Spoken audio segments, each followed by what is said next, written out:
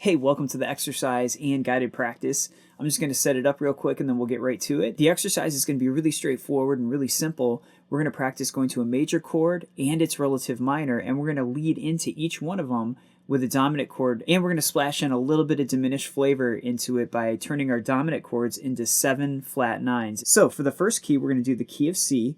We're going to lead into C with a G7 flat 9 arpeggio, which is easier than it sounds. Just come up here with pinky finger to 15. Do a major arpeggio like that. Once you get to there, we're going to go 15 of D and just do this diminished pattern that goes like this. And remember, diminished just really means that you're going to keep going in minor thirds. So you can see going from here to here is a minor third.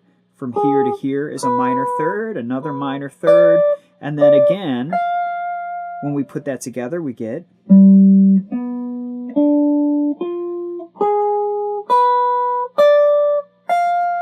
After that, we're going to go to our C chord by way of the major third right here on 12 of E, descending just a basic kind of C shape, like that.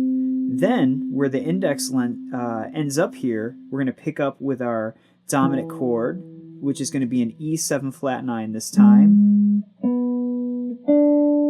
Now let me walk you through that. I'm going my root of the chord to a major third, 5th, flat 7, and then I'm just going to plug in that diminished pattern that we just did a second ago up to here, and use that as a transition to the minor third of my A minor chord, which is the relative minor.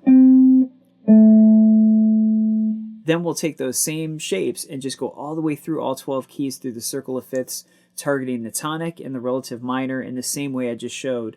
And I've got the tempo set at 60 beats per minute. You can always speed it up or slow it down if you need to. There's a worksheet as well, so follow the link if you don't already have that. That'll really help to just have it all laid out in a visual sense. All right, let's get to work. Here's the guided practice.